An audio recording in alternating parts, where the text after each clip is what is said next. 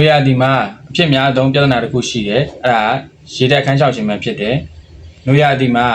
လူတော်တော်များများမသိပဲဖြစ်နေတဲ့အန်ဒီတစ်ခုရှိတယ်ရေမလုံလောက်တာပါရေမလုံလောက်လို့ရှိရင်ခေါင်းကိုက်တယ်မောမယ်စီးရောင်မဲလာပါမယ်အဲ့ဒါတွေကရေတက်ခန်းလျှောက်ခြင်းရဲ့လက္ခဏာတွေပဲဖြစ်ပါတယ်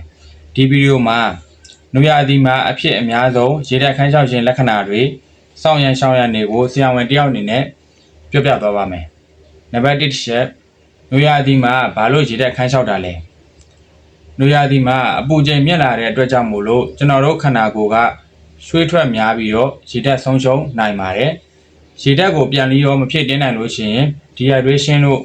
ခေါ်တဲ့ရေတက်ခန်းလျှောက်ခြင်းတွေဖြစ်လာနိုင်ပါတယ်အထူးသဖြင့်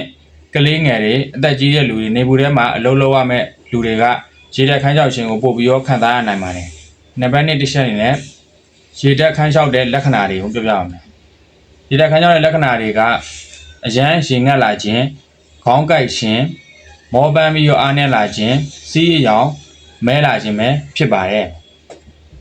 နောက်ပြီးတော့ကျွန်တော်တို့နံပါတ်3ချက်အနေနဲ့စောင့်ရန်ရှောင်ရန်လေးကိုပြောပြသွားပါမယ်စောင့်ရန်အနေနဲ့ကတော့နွေရာသီမှာရေတက်ခန်းလျှောက်မှုအဖြစ်များဆုံးဖြစ်ပါတယ်ဒါကြောင့်ဒီဥစ္စာကိုမဖြစ်အောင်လို့ဆိုလို့ရှိရင်တစ်နေ့ကိုရေ2လီတာတောက်ရပါမယ်ရေဘူးဒါမှမဟုတ်လို့ရှိရင်လည်းအလုံးလုံးတဲ့9မိုင်လိုမျိုးရေဘူးတစ်ဘူးကိုယူထားခြင်းအပြင်လည်းရေတောက်ဖြစ်ပါတယ်ရေမတောက်ဖြစ်ဘူးဆိုလို့ရှိရင်လည်းအရေရွှမ်းတဲ့အသီးဥမာဖျဲသီးစားတာတို့တခွားသီးစားတာကိုလုပ်ပေးသင့်ပါတယ်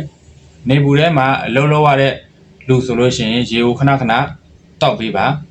အဲကြောင့်ရေတက်ခန်းလျှောက်ခြင်းအတွက်ဒါတွေကစောင့်ရန်နေဖြစ်ပါတယ်ရှောင်ရမယ့်အချက်တွေဖြစ်ပါတယ်ရှောင်ရမယ့်အချက်တွေကနွေရာသီမှာကော်ဖီလွန်ကျွံတောက်တာရယ်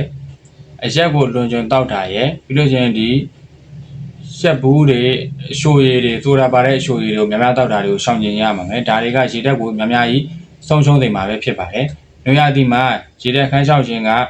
ကျွန်တော်တို့မသိဘဲနဲ့မသိမသာလေးကိုသူတို့ဖြစ်နေပါတယ်ကျွန်တော်ပြပသေးတဲ့လက္ခဏာတွေပေါ်နေမယ်ဆိုလို့ရှိရင်ဒီဆောင်ရန်ရှောင်ရန်လေးတွေကိုလိုက်နာပြီးတော့ကျင့်သုံးသွားပါဒါကြောင့်ရေကိုတစ်နေ့ကို2လီတာလုံလောက်တောက်ပေးခြင်းအပြင်ရေတက်ခန်းလျှောက်ခြင်းကိုကာကွယ်နိုင်မှာဖြစ်ပါတယ်ကျမရေးအကြောင်းတွေကိုသိချင်လို့ရှိရင်နောက်လည်းဒီ channel လေးမှာတင်ပြသွားမှာဖြစ်လို့အကောင့်လေးကို subscribe လုပ်ပေးခဲ့ပါဦး